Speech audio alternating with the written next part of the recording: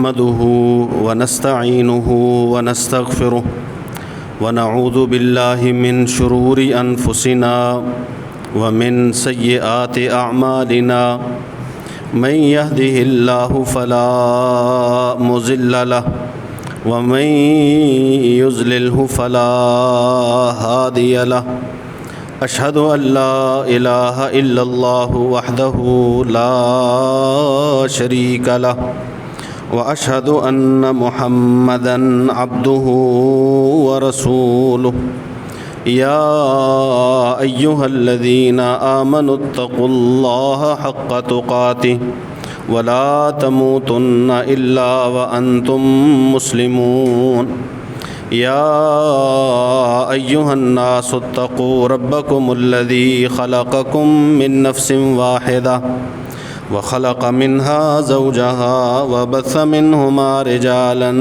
كثيرا ونساء واتقوا الله الذي تساءلون به والأرحام إن الله كان عليكم رقيبا يا أيها الذين آمنوا اتقوا الله وقولوا قولا سديدا يصلح لكم أعمالكم ويغفر لكم ذنوبكم ومن يطع الله ورسوله فقد فاز فوزا عظيما أما بعد فإن خير الحديث كتاب الله وخير الهدي هدي محمد صلى الله عليه وسلم شر الأمور محدثاتها وكل محدثة بدعة وكل بدعة ضلالة وكل ضلالة في النار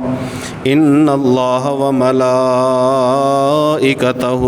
يصلون على النبي يا أيها الذين آمنوا صلوا عليه وسلموا تسليما اللهم صل على محمد وعلى آل محمد كما صليت على إبراهيم وعلى آل إبراهيم إنك حميد مجيد اللهم بارك على محمد وعلى آل محمد كما باركت على إبراهيم وعلى آل إبراهيم إنك حميد مجيد أعوذ بالله السميع العليم وبوجهه الكريم وسلطانه القديم من الشيطان الرجيم من همزه ونفخه ونفثه بسم الله الرحمن الرحيم لقد كان لكم في رسول الله أسوة حسنة لمن كان يرجو الله واليوم الآخر وذكر الله كثيرا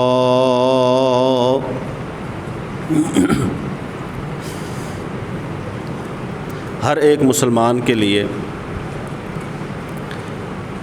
سب سے بہترین زندگی گزارنے کا طریقہ وہ ہے جو رسول اللہ صلی اللہ علیہ وآلہ وسلم نے بتایا ہے۔ اللہ کے رسول صلی اللہ علیہ وسلم کے بتائے گئے طریقے کے علاوہ زندگی گزارنا یہ بہتر طریقہ نہیں ہو سکتا۔ ایک مسلمان کے لیے جو کلمہ گو ہے، کلمہ پڑھتا ہے، سب سے پہلے اپنے ہر ایک عمل، ہر ایک بات کرنے سے پہلے وہ دیکھے اور سوچے کہ اس بارے میں رسول اللہ صلی اللہ علیہ وسلم نے کیا فرمایا ہے یا کیا کیا ہے۔ سورہ احزاب کی آیت جو میں نے خطبہ میں پڑھی ہے، اس میں اللہ وحدہ لا شریک یہی فرماتے ہیں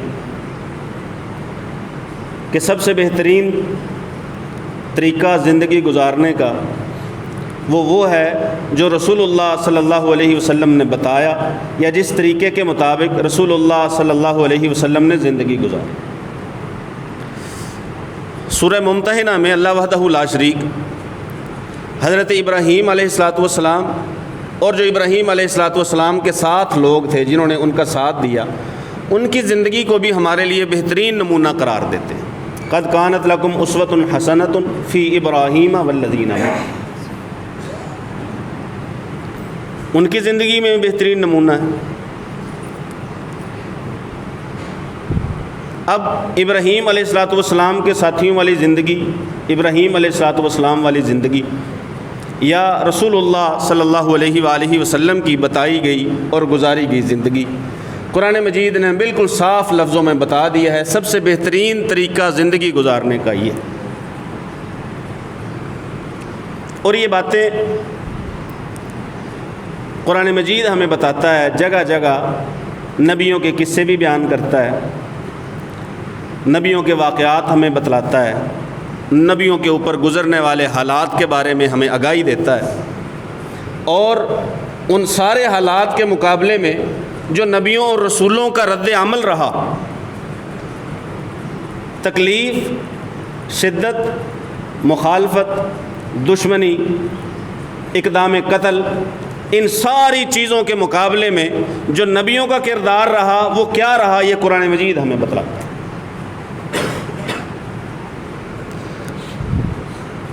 قرآن مجید کے مطابق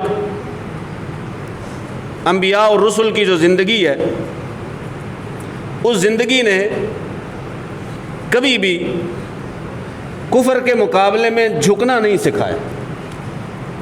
یہ بات یاد رکھیے، اس بات کو ذہن نشین کیجیے، قرآن مجید کی ایک آیت بھی ایسی نہیں ہے، کسی بھی نبی اور رسول کا ایک عمل بھی ایسا نہیں ہے کہ انہوں نے مخالفین کے سامنے، کفار کے سامنے ہتھیار ڈال دیے ہوں، سر جھکا لیا ہو، یا اگر کبھی ان سے کسی معاملے میں ہار بھی گئے، جنگ میں شکست بھی ہو گئی، تو کسی نبی اور رسول نے کبھی بھی اپنی قوم کو یہ نہیں کہا کہ بس اب ہم ہار گئے ہیں، اب مقابلہ ممکن نہیں ہے۔ ایک بار بھی رسول اللہ صلی اللہ علیہ وسلم کی زندگی، باقی نبیوں کی زندگی، اس نے ہمیں سبق یہی دیا ہے، اگر کہیں پر کفر کے مقابلے میں جنگ ہار بھی جاؤ، اگر ہار جاؤ تو اپنی قوم کے حوصلوں کو پست نہیں کرنا، کفر کو ہمیشہ کے لیے بالا اور اوپر نہیں سمجھ لینا۔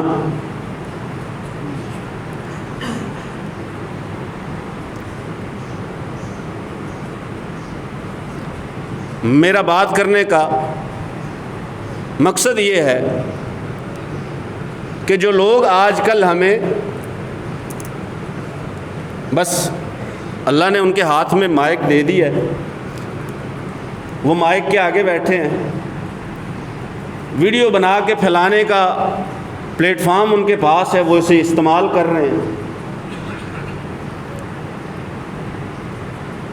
ہیں، یہ دعویٰ کرتے کہ ہم لوگوں کو قرآن سکھا رہے ہیں، ہم حدیث سکھا رہے ہیں۔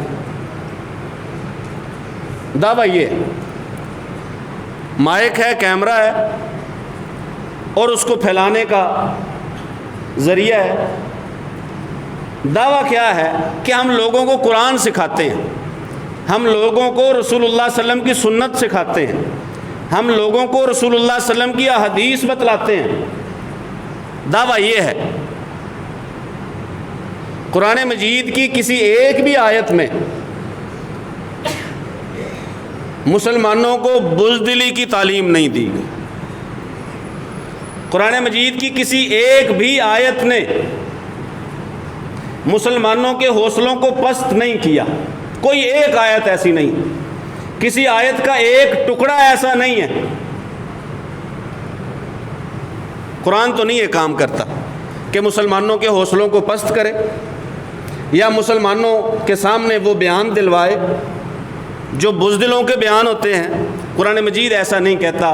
پتہ نہیں کون سے قرآن کی تم تعلیم دیتے ہو، کون سا قرآن لوگوں کو سکھاتے ہو، کون سا اسلام لوگوں کو سکھاتے ہو۔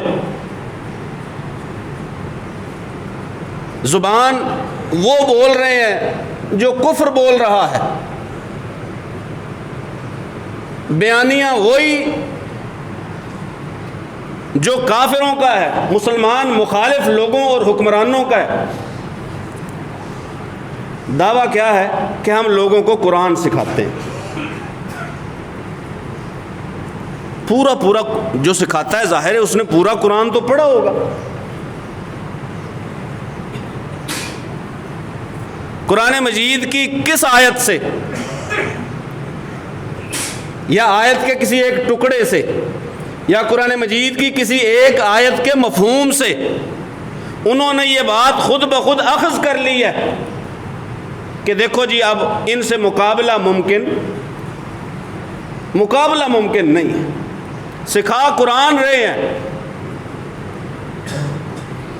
یہ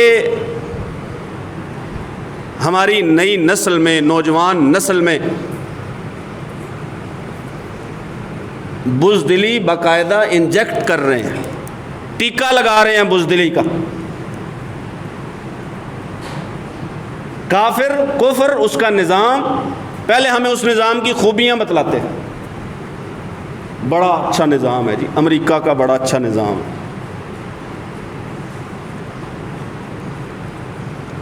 بڑی وہاں جمہوریت ہے، وہ سارے اب دیکھ رہے ہیں ماشاءاللہ کھلی آنکھوں سے دیکھ رہے ہیں۔ کیا جمہوری صدر ایسے ہوتے ہیں جیسا امریکہ کا صدر ہے آج کل؟ ایسے ہوتے ہیں جمہوری صدر؟ کیا اتنے سالوں کی تہذیب نے یہ سکھایا ہے اسے جو ایک پروسیس سے نکل کے پھر صدر بنا ہے کہ اگر کہیں پہ کوئی مظلوم ہو تو اسے ملک چھوڑنے کا مشورہ دے دو، حکم دے دو کہ جاؤ تمہارا یہاں کام نہیں ہے، تم اردن میں جا کے بس جاؤ، تم مصر میں جا کے بس جاؤ۔ یہ ٹرمپ کی زبان ہے۔ اگر یہی زبان ہمارا کوئی مسلمان بھائی بولے،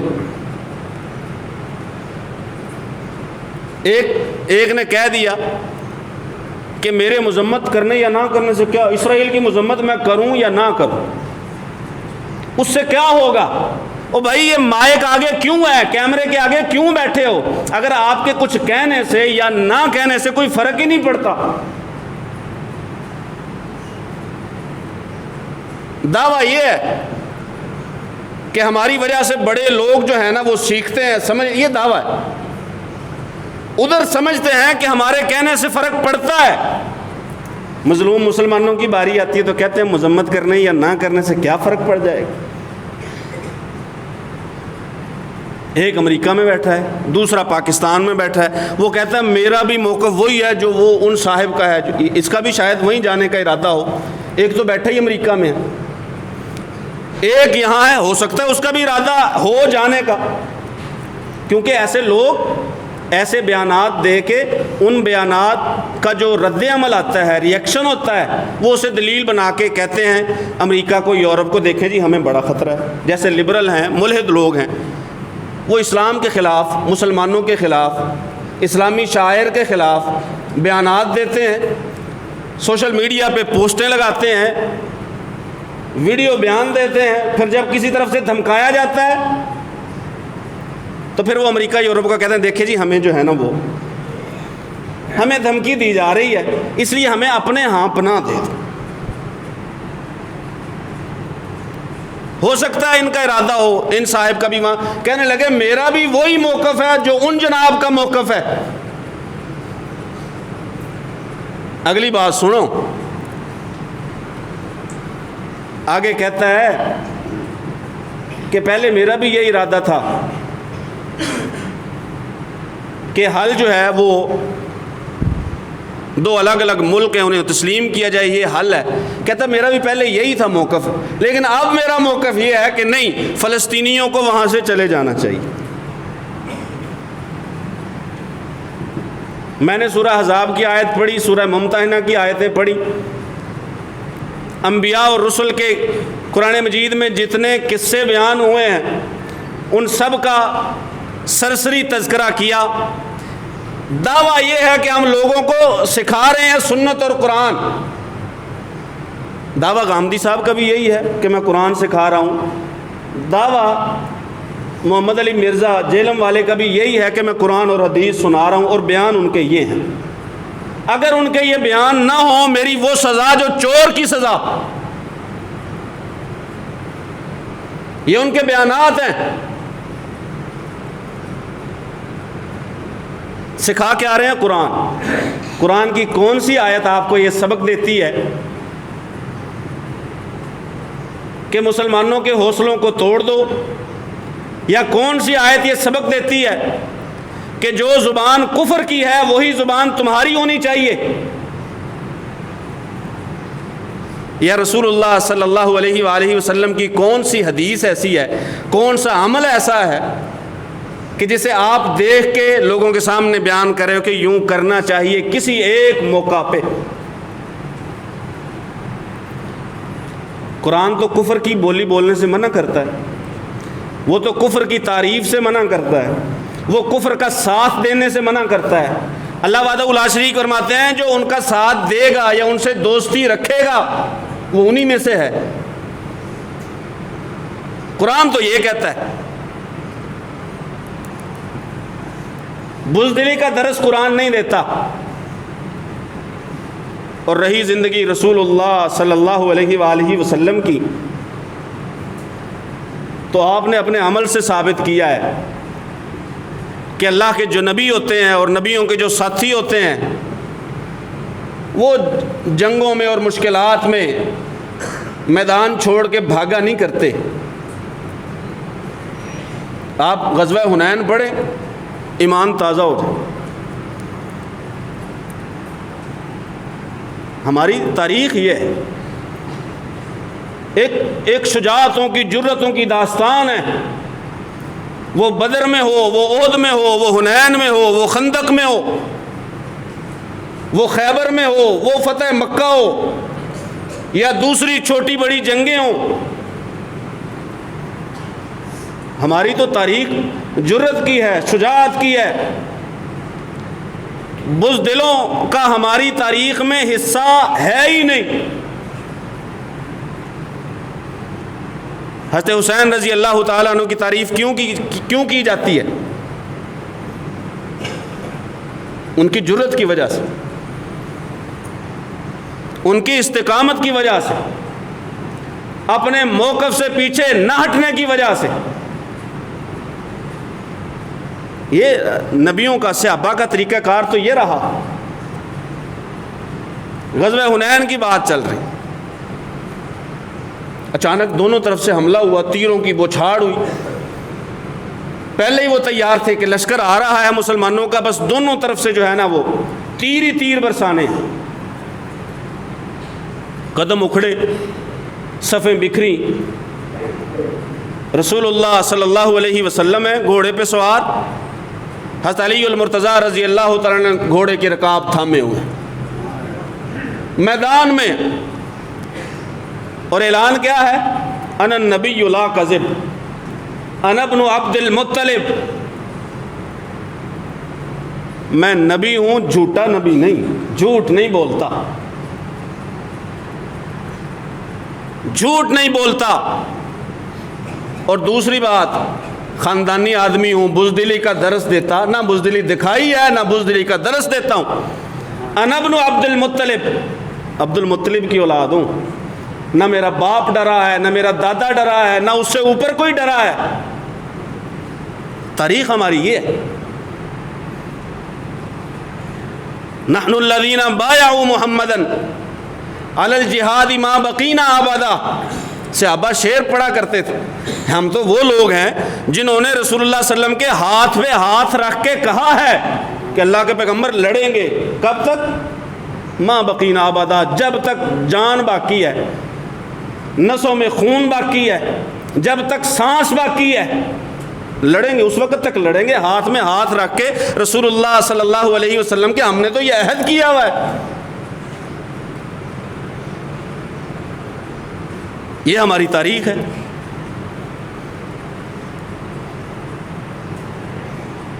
کبھی فیل ہوئے طالب علم کو کوئی ایسا بندہ ٹکر جائے جو کہے بس تیرا تو مستقبل ہے ہی نہیں، ختم ہے، اچھا بندہ ہے کہ برا؟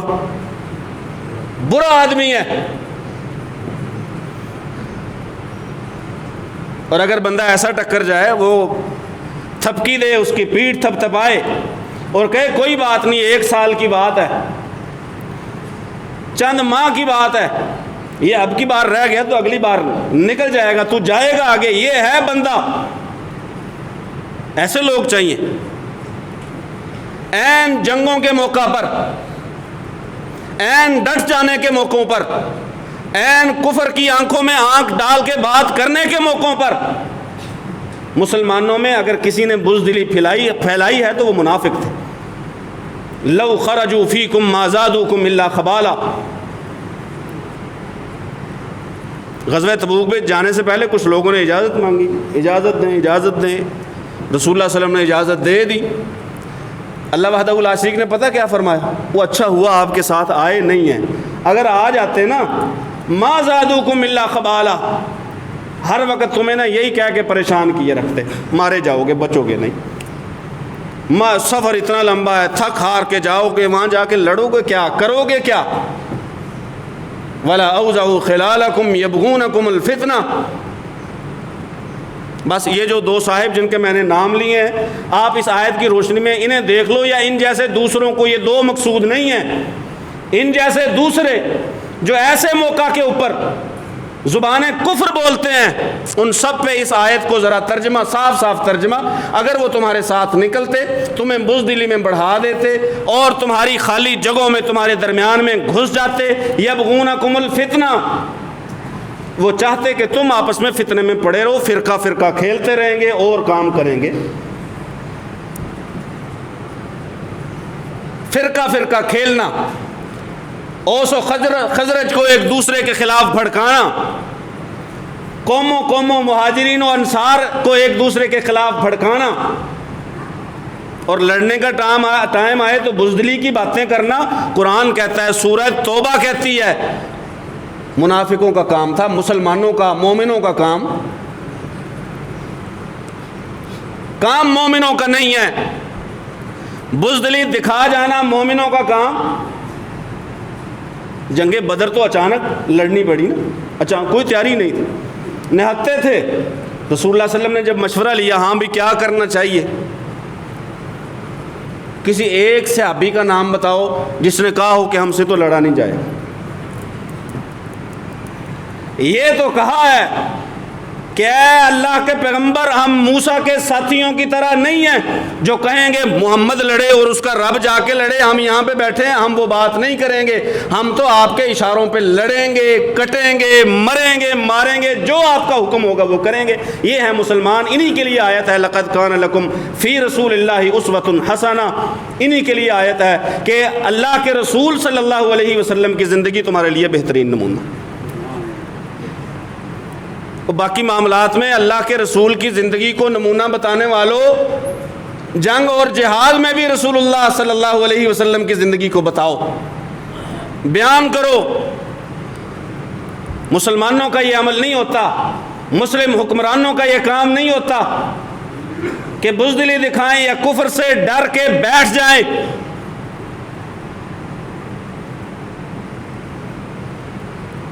ہماری جو جماعتیں آج حکمران ہیں، حق حکمرانی کھو چکی ہیں۔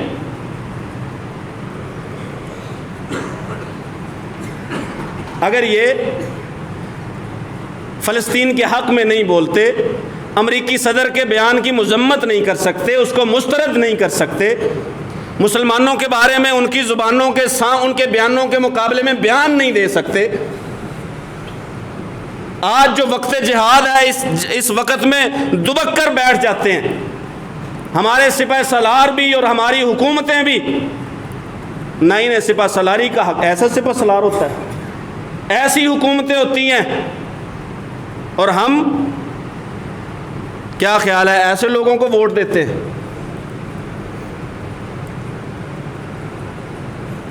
ہمارے ووٹ کے حقدار نہیں ہیں. کیسے ہو سکتے ہیں؟ فلسطینیوں کے حق میں نہ بولیں، ہمارے ووٹ کے حقدار ہیں. امت مسلمہ اس کا درد محسوس ہی نہ کریں، ہمارے ووٹ کے حقدار ہیں.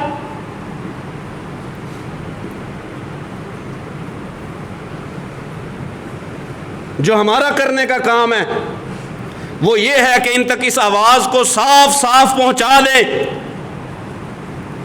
کہ اگر آپ اسمبلی میں خود بھی اور جو آپ کی پارٹیوں کے لیڈر ہیں ان سے بھی یہ بیان نہیں نہ دلواتے فلسطین کے حق میں، مسجد اقصیٰ کے حق میں، تو آئندہ ہم سے کسی قسم کی کوئی امید نہ رکھنا. اگر میرے گھر میری بیٹھک پہ کوئی سیاسی آتا ہے جو اسمبلی میں بیٹھا ہوا ہے، صاف صاف لفظوں میں میرا کرنے کا کام یہ ہے کہ اسے بتا دوں بھائی بات سنو، اگر آواز نہیں نہ اٹھاتے، اگر یہ آواز اپنی قیادت تک نہیں پہنچاتے تو آئندہ میری بیٹھک پہ آنے کی ضرورت نہیں ہے. اور یہ جو بیان ہے نا مسلمانوں کے حوصلے پست کرنے والے طرح طرح کے بیان چھوڑتے ہیں، کہتے ہیں کشمیر ان سے لیا نہیں جاتا، فلسطین جا کے یہ آزاد کروا لیں گے. یہ حوصلے پست کرنے والی بات ہے، یہ ایسے موقعوں پہ کرنے والی بات نہیں ہے. اور وہ بھی دو حضرات جو ہر بات میں مسلمانوں کو پیچھے، ملحدوں کو، لبرلز کو آگے رکھتے ہیں. اچھا سیاسی پارٹی جس کے وہ مخالف ہوتے ہیں ان کے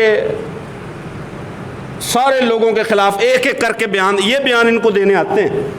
اگر اپنے اوپر کوئی بات آ جائے، کوئی اپنے پہ اعتراض کر دے، اس اعتراض کے لیے 10 20 انٹرویو کر جاتے ہیں.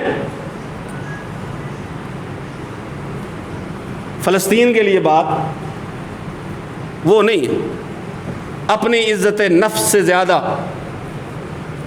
اپنے علمی اختلاف ہونے سے زیادہ انہیں فکر مسلم امہ کی ہونی چاہیے تھی.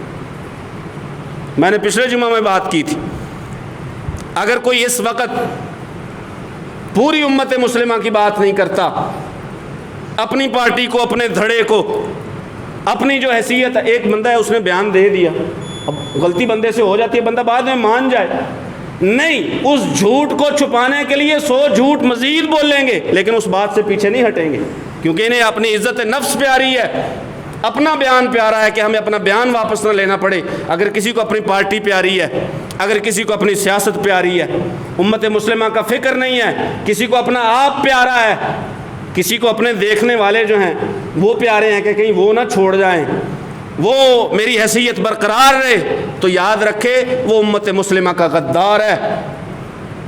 ضرورت اس وقت اس بات کی ہے کہ سارے متحد ہو کے بائیکاٹ کرنا ہے تو متحد ہو کے اشیاء کا بائیکاٹ کریں. اگر کوئی دکاندار ان اشیاء کو رکھتا ہے ان دکانداروں کا بھی بائیکاٹ کریں. جو ہم کر سکتے ہیں وہ تو ہم کریں. فرق پڑتا ہے بائیکاٹ سے. باتیں نہ سنیں ادھر ادھر کی، بزدلی والے پیغامات پہ نظر نہ رکھیں، انہیں اہمیت ہی نہ دیں. ہم اور بزدل، مسلمان اور بزدل، مومن اور بزدل، محمد کا امتی اور بزدل صلی اللہ علیہ وآلہ وسلم. ایسا نہیں ہو سکتا. اسلام کو جتنا دبایا گیا، اسلام کے حلقے میں قدرت نے لچک دی ہے، یہ اتنا ہی ابھرے گا جتنا کہ دبا دیں گے. آخر دعوانا الحمدللہ رب العالمین.